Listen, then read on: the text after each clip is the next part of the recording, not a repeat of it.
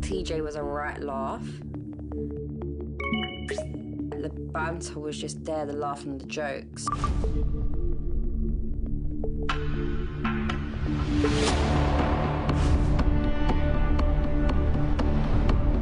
The first time we had sex, why it felt weird, all the secrecy around their body. You don't need to lie, just tell me the truth. Gender reassignment surgery never happened. I had no control over my own bank. Passport was hidden.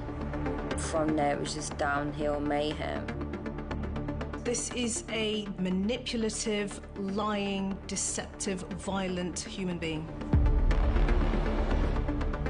The amount of times I come out this house, like, covering up black eyes, broken noses, busted lips, or actually walk down the street with bite marks on my face. I'm screaming and shouting for help. My eyes were burning, my throat was burning. Roxanne's family were telling her to leave. There is your red flag, right there. It was all a pack of lies. This person was worse than the devil.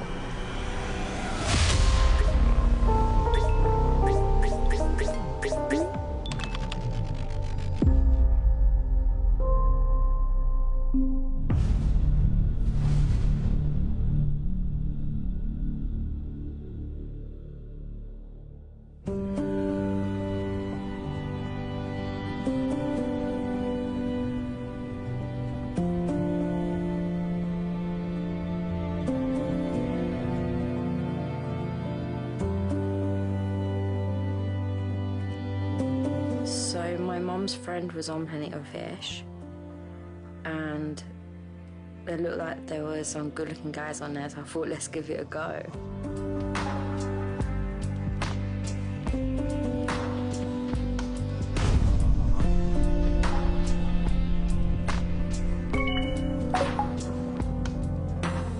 I was just kind of talking to people, seeing who really I caught a vibe with.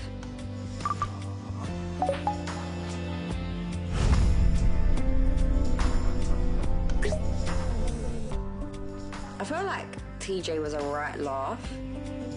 I felt relaxed. Like, the banter was just there, the laugh and the joke, so it kind of just free-flowed.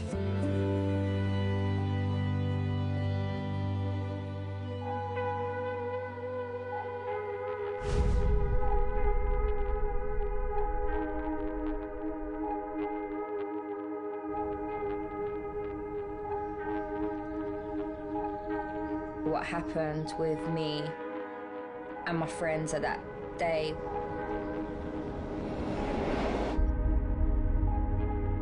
I got raped.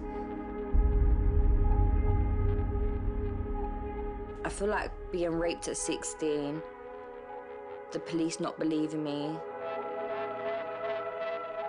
I feel like the mental therapy was just kind of like 6 to 12 sessions, not much really intense therapy. I think I was probably mentally depressed. I feel like I was a lost soul trying to dig themselves out of a grave.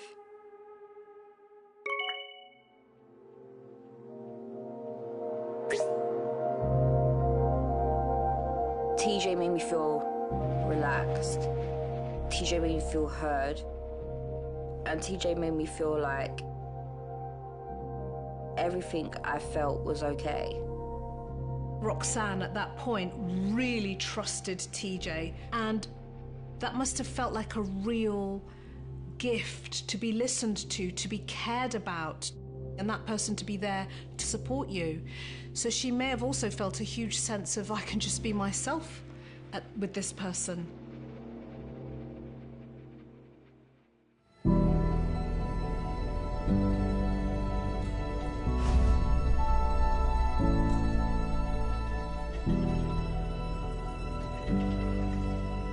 TJ's plan was like, okay, we're gonna go for something to eat, have a couple of drinks.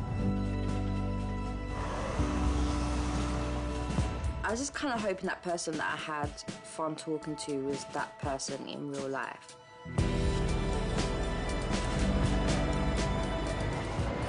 was like, for 2 weeks, we've been talking. And then I actually said to TJ, oh, I go past Liverpool Street every day on the way home. So TJ suggested meeting up at Liverpool Street. And then out of nowhere, TJ just kind of appeared. He was a lot shorter than he said. But apart from that, looked actually quite similar to the pictures. There was no awkwardness. It was like I always knew this person. The banter was there. It kind of sounded the same as how like our conversations were on the phone. Everything just seemed pretty normal. And then TJ told me that we have to go to his dad's house for him to get changed because he was hot, even though he just came from his dad's house.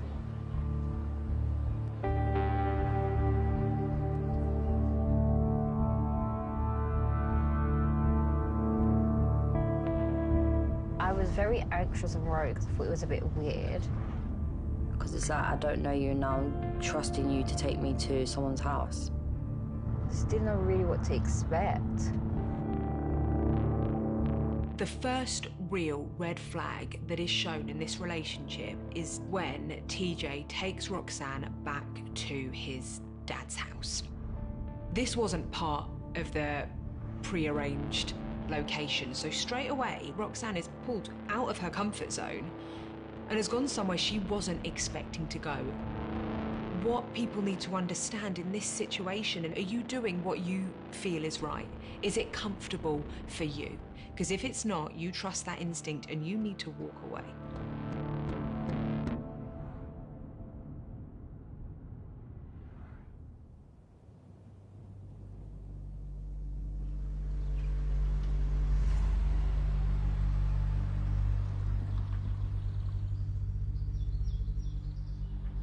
We literally walked in and I just thought, oh my God, there's nowhere for me to sit because it was so nasty.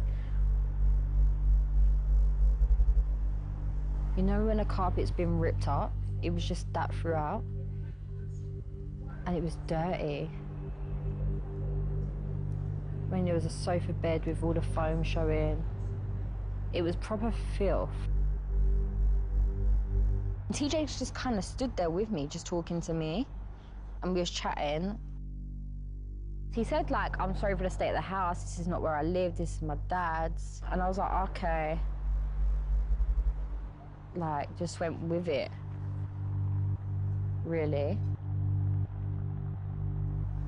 We just stayed there talking for a bit longer and stuff, and I just went home.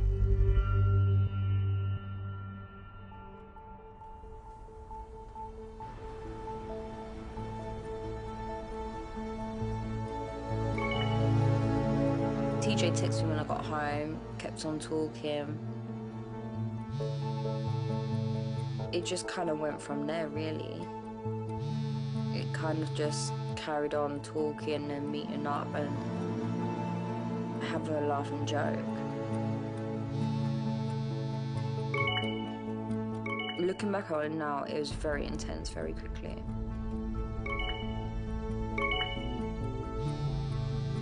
It kind of went to like every day.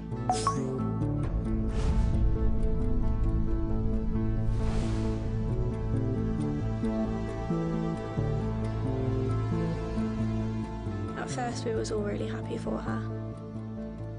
Just being with someone, and she was obviously wanting to spend time with him and they were enjoying time together for her to be away from home. But yeah, at first it just seemed normal.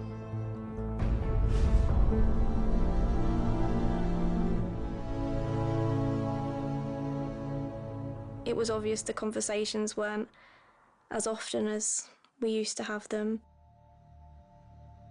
Just didn't get to talk to her. It was always them. It was just, oh yeah, well we're just busy, or I'm just spending time with him, and that was just kind of how it was. It was the texts, the calls, the understanding my feelings. I'm stressed at work, I've got a lot going on.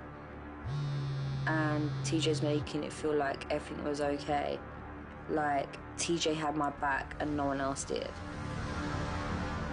This is the stage that I see as very much TJ infiltrating her space, like, you cannot be without me. I'm always there. I'm always here to take care of you. I'm always here to do anything for you. He was literally giving her no breathing space to be away from him. Like, look how close we are. Look how much I love you. I think this is the beginning of reeling her in.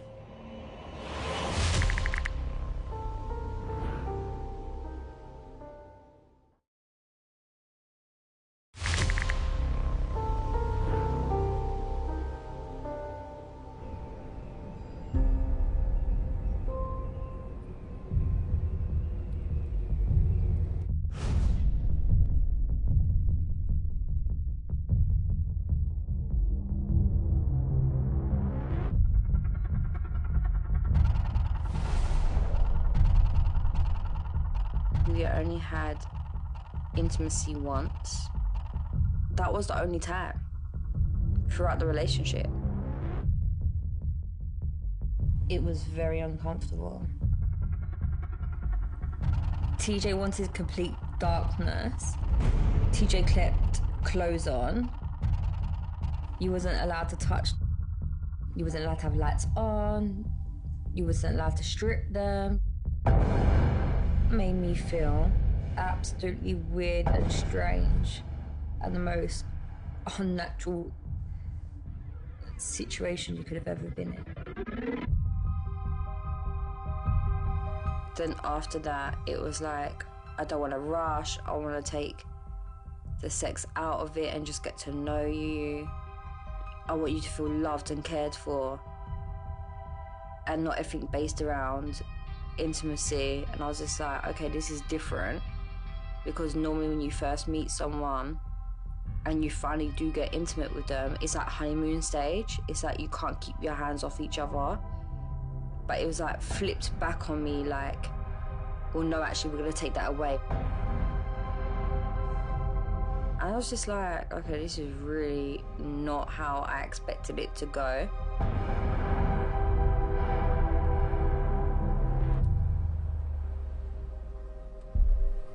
So after me and TJ had sex, I feel like it was 2 weeks later that we went to Shoreditch.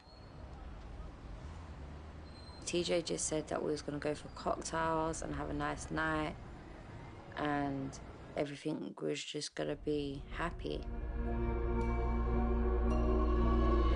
I feel like I was trying to go with it to see if there was anything that was gonna come better from this situation.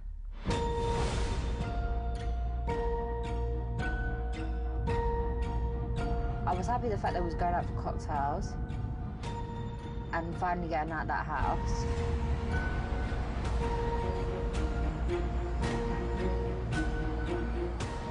So is the bar coming up? It looked different back then. TJ ordered cocktails. I'm smoking a cigarette, we're chatting, and then TJ says, I have something to tell you. TJ told me that they were transitioning. They were born with both genders in them, and they wanted to go from male to female because they believed that was their true gender. I'm gonna have to take my time to get my head around this, especially with the fact that, like, I've never been with anyone like this. I've never dated anyone like this. I don't know no one like this. I was very shocked, and I kind of felt like, how did you think this was gonna be okay? Like, how did you think this was gonna work? Did you think no one was ever gonna ask questions, or people are that stupid?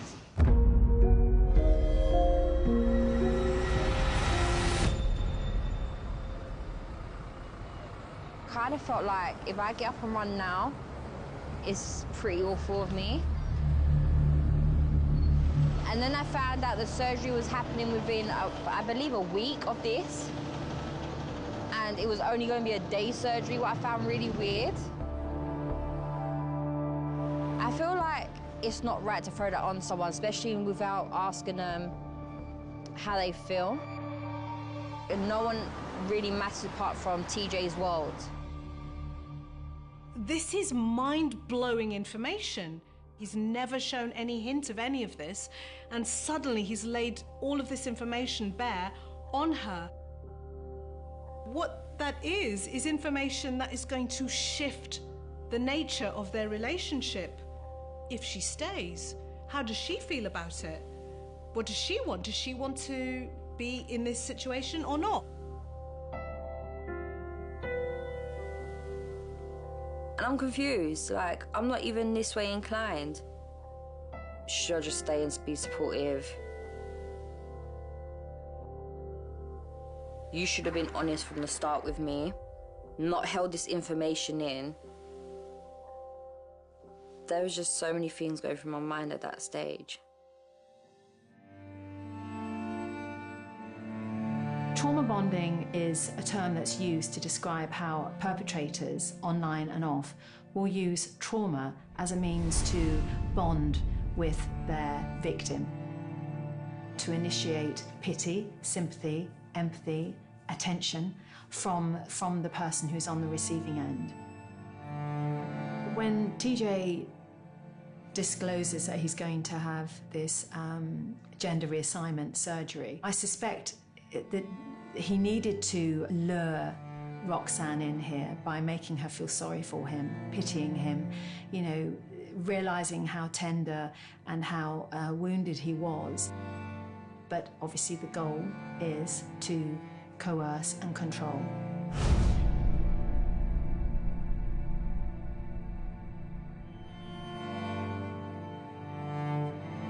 Then when I asked, can I go to the hospital? It was no. Can I come to your surgery? No. Can I come around the same day? No. How are you coming home the same day from surgery? It's a big surgery. I just felt like there was so many excuses. It's just not right.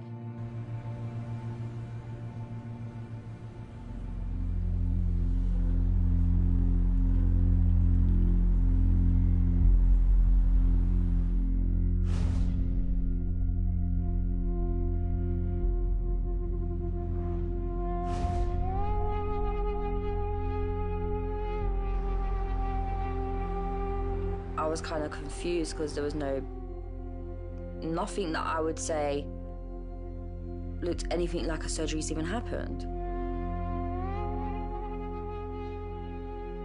It just didn't look right. And TJ was like, oh yes, well I've had this done, that done. They built the vagina, and I'm just like trying to listen and take this all in, but trying to understand that I don't get how you're at home. It was although like TJ had the answer for the whole scenario. I was trying to believe TJ, but at the same time, in case I'm wrong, still support this person.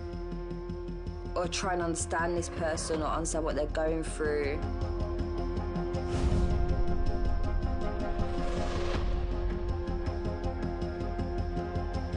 I mean, it got to the point where I would call her and it wouldn't even be her answering the phone, it would be him, and he'd say things like, she's not home, she's in the bath, or she's having a nap. Later on I'd find out Roxanne was actually there, but she just didn't know I was calling, and she'd look on the call log and there would be no call from me because he'd deleted it. So this is definitely a huge red flag. TJ's isolating Roxanne from her family. The communication has been broken. She isn't getting any contact with those people who matter to her, because in doing so, he could have more monopoly over her, more control over her. And by having more control over her, she would become more reliant on him. And so the codependency glue between them thickens.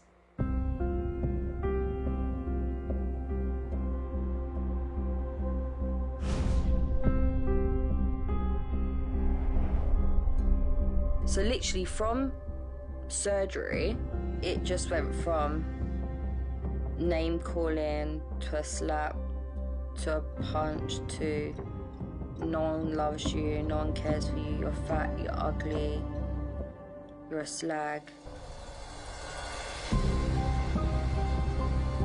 I could actually tell you, like, the amount of times my head was slammed against that door or the side of that wall. Covering up black eyes, broken noses, busted lips, or actually walked down the street with bite marks on my face. I feel like TJ emotionally was just abusing me to feel like I was reliant on them. She was coming home with bruises and she was clearly being hit. Yeah, I questioned her quite a lot. We see the biggest red flag of them all. It has ramped up from controlling the jealousy to physical violence. She would say it was just play fighting and like accidental things that had happened or something she had inflicted on herself. It was like she was just hiding everything. It was obvious what was going on, but you can only ask.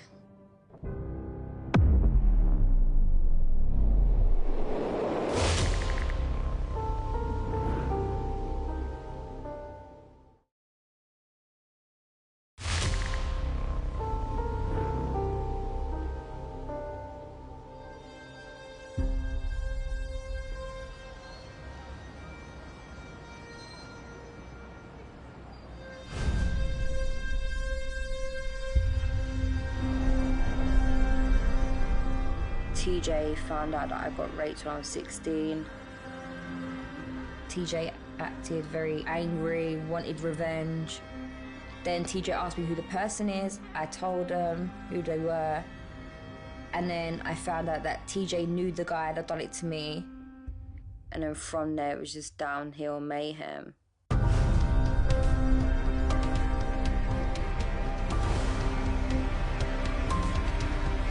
TJ had no car, and TJ needed a car. So TJ went online, used someone else's pictures, pretended to be that woman, convinced the victim to come to the house to steal their car.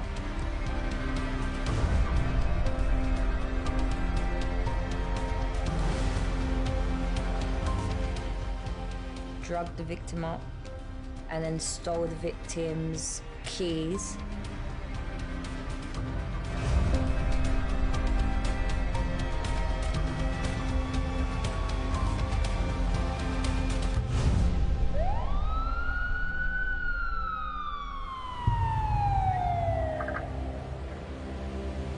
We was driving, police sirens went off, got pulled over. The police searched the car and they found a disguised taser in the bag.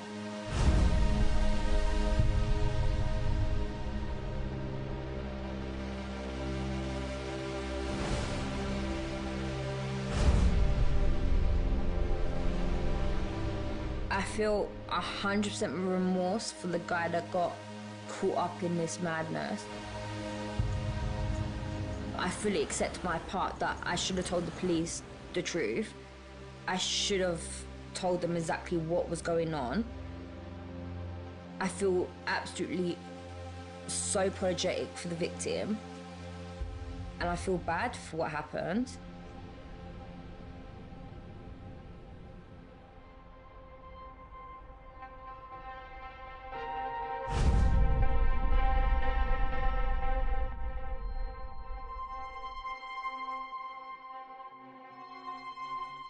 I think I was packing to leave. I was like, I'm out of here. I'm done. Started packing my bags to go back to my mum's. And TJ was like, you're not leaving. If anyone's gonna leave, we're leaving together dead. Next thing you know, I smelled fire. And I ran in there and my bag was lighting up. So I put it out and I was like, what are you doing? Next thing you know, TJ's trying to light another bag. Put that one out. TJ just started beating on me. I think it ends up on a point I'm on the floor. TJ's pouring water down my throat. Then next thing you know, TJ sprayed me with lighter fluid. So my throat's hurting, my eyes are burning, my face is being irritated, my hair is. I'm wet, I'm covered in lighter fluid. And TJ was trying to set me alight. I'm screaming and shouting for help. And then somehow I ended up being allowed to go and get in the shower because my eyes were burning and my throat was burning.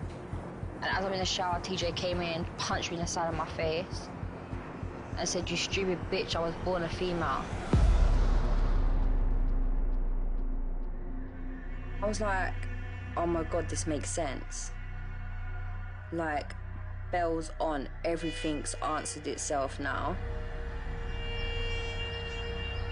The first time we had sex, why it felt weird.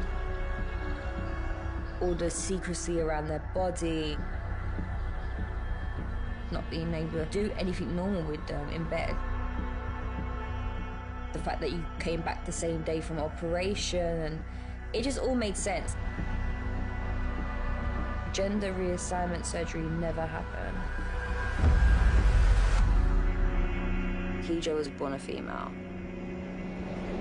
It was all a pack of lies.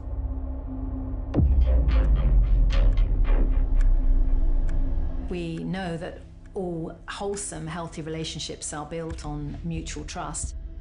The biggest and most obvious red flag is that there was no trust, there was no consent, there was no authenticity. If we discover this pattern, this cycle of fakery, those are red flags in itself that tell us, get out, and get out double quick.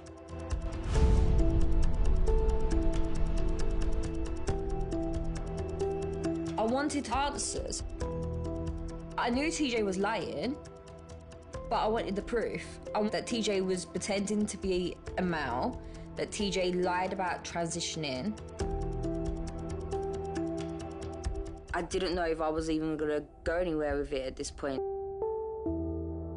I needed it for me.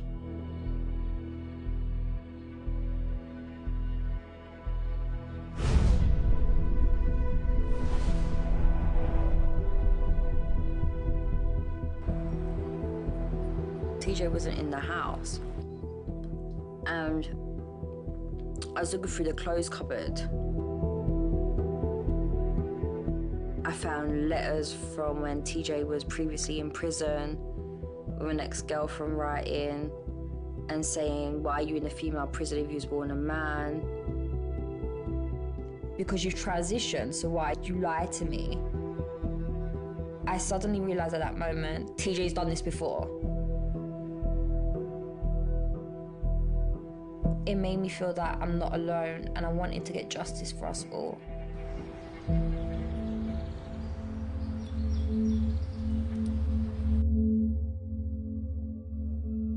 And then I found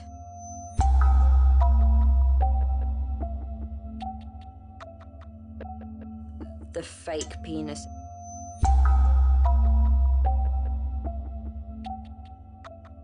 I was shocked. I was like, okay, so this is what you obviously used when we first had sex. It just made sense to why it was so uncomfortable and so painful, and why the room had to be in pure darkness, and why I wasn't allowed to touch them. TJ came back from wherever TJ was, and I said, "I found that penis that you used." And TJ was like, "Shut up, you know I was born a man." I was like, "No, you was born a female. You admitted it, so you don't need to lie, just tell me the truth." And TJ just beat me. So I kind of got the answer that I wanted. It was the one you used.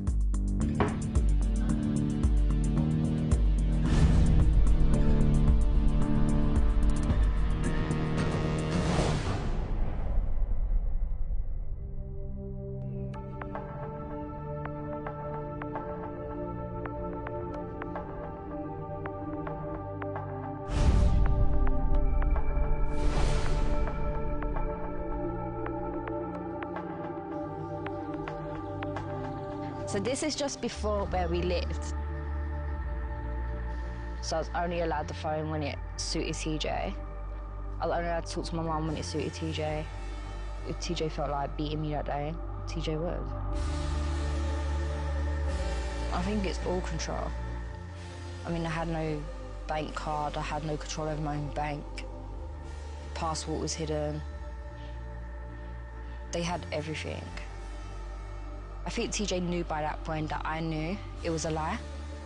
TJ knew that I didn't like them at all. They knew I hated them.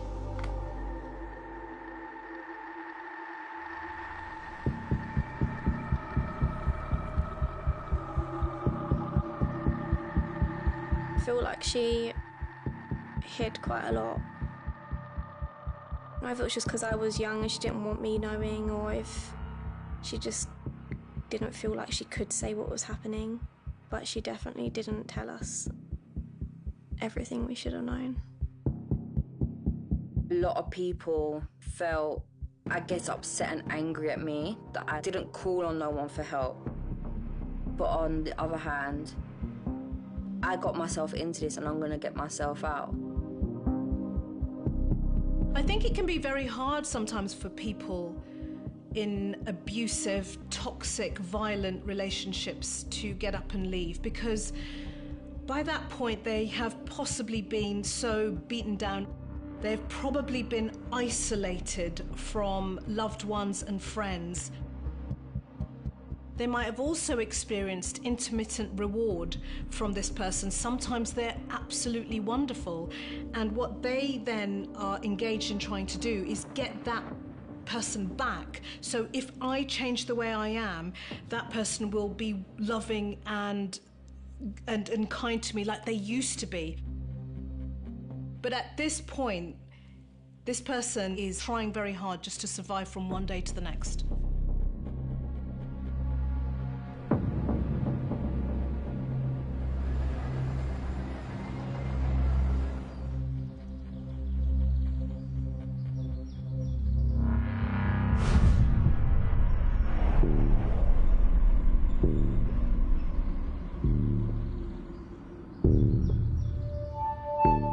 So while we was moving, I went through a lot of moving, packing things up. I realised there was a number of birth certificates. There was fake ones with like different male names.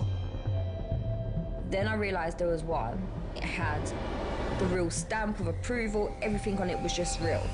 And the name there was Hannah Waters.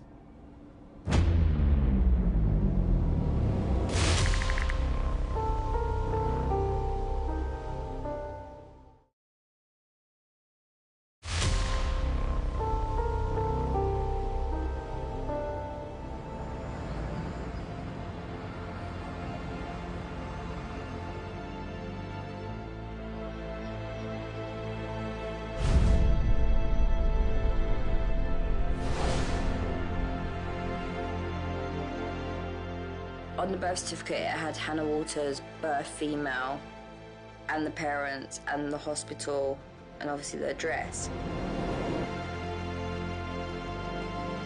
This must be this person's real identity. I now know the truth, that TJ and all the other alias names that they have is absolute lies. This person's name is Hannah Waters, and they're born a female. This is a devastating and shocking moment for her to discover that the whole relationship up to this point has been a lie. At this point, when Roxanne discovers TJ was born a woman and has other identities, this suggests to me a very manipulative, dishonest person, willing to lie so that they can do what they want with you after that. My investigation was done. Now I need to get the hell out of this relationship.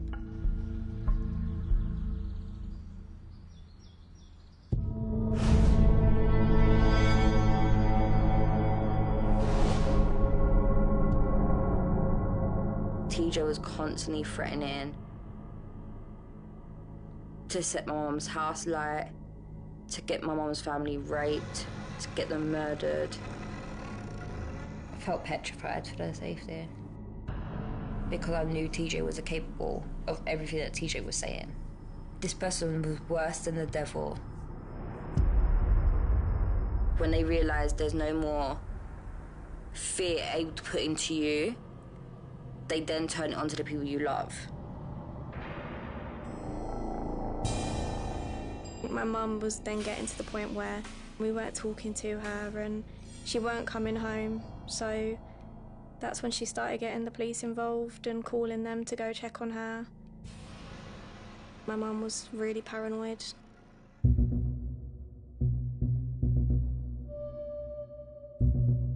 Roxanne's family are almost begging her to leave him. They don't want her in this relationship with TJ. And this is something that we see time and time again. Ordinarily, the person involved in that relationship doesn't see how toxic and dangerous it is. It's the people in their inner circle, these people on the outside, that are so important in cases like this. Roxanne's family were telling her to leave. There is your red flag, right there.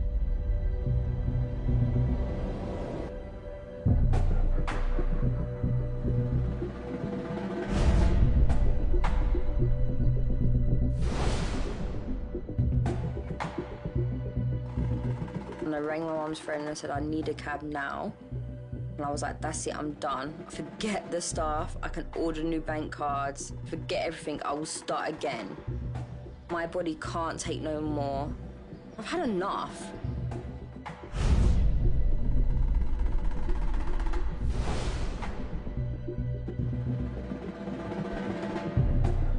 I don't know if TJ followed one day, I don't know how, but somehow TJ found out where I was.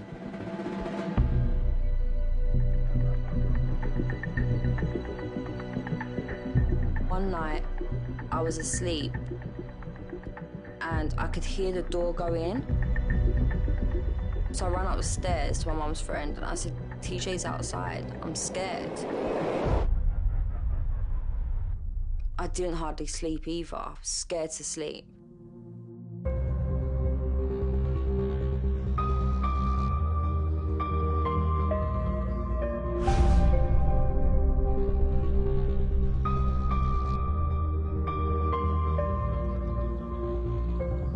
In the morning, I said to my mum, I need to call the police. I can't do this. My life is a living hell. So we did. Watching the police officer's face when I'm trying to explain this scenario, I don't know if I felt more uncomfortable and more confused or the poor first police officer that had to listen to this.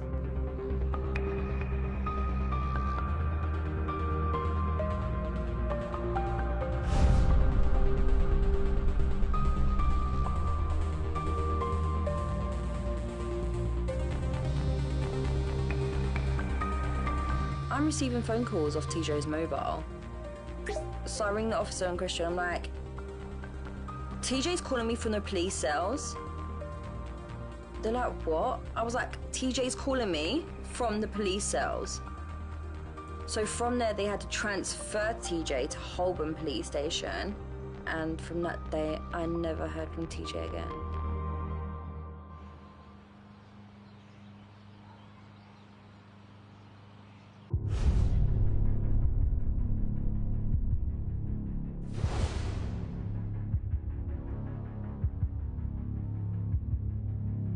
So I was not a willing participant in this crime whatsoever. I didn't want no part of it. I mean, by this point, I wasn't allowed to eat unless TJ gave me permission to eat. I wasn't allowed to do anything apart from if TJ agreed. If not, I'll be beaten up. I had no choice but to stay.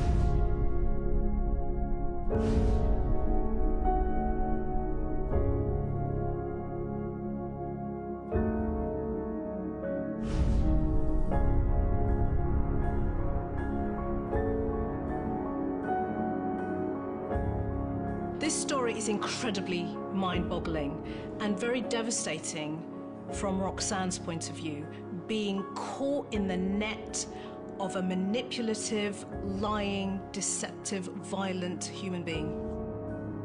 What Roxanne would have had no idea about when she started communicating with TJ online was that TJ was a serial abuser.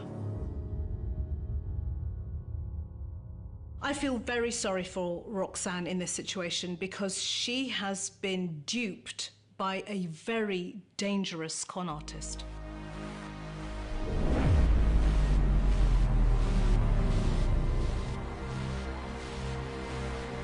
Roxanne was affected really bad, really bad. And even with moving on and getting into new relationships, I feel like it's always going to be something that she'll just have to think about. You don't really know someone, especially when you're just looking at how they're presenting themselves and telling you who they are. I think what people forget is that rape survivors or abuse survivors are left with a life sentence of memories, PTSD, feelings, depression, anxiety. Whatever you may have, we're left with that for life. This is a very unusual case, but I think it's important to be mindful that we're all susceptible to being taken advantage of, particularly if you are going through a vulnerable time in your life or have been through difficulties or traumatic periods in your life, and you then meet somebody who apparently offers you the solution and is loving and kind and compassionate. It is important for everybody to be aware that we are all potentially susceptible to being taken advantage of.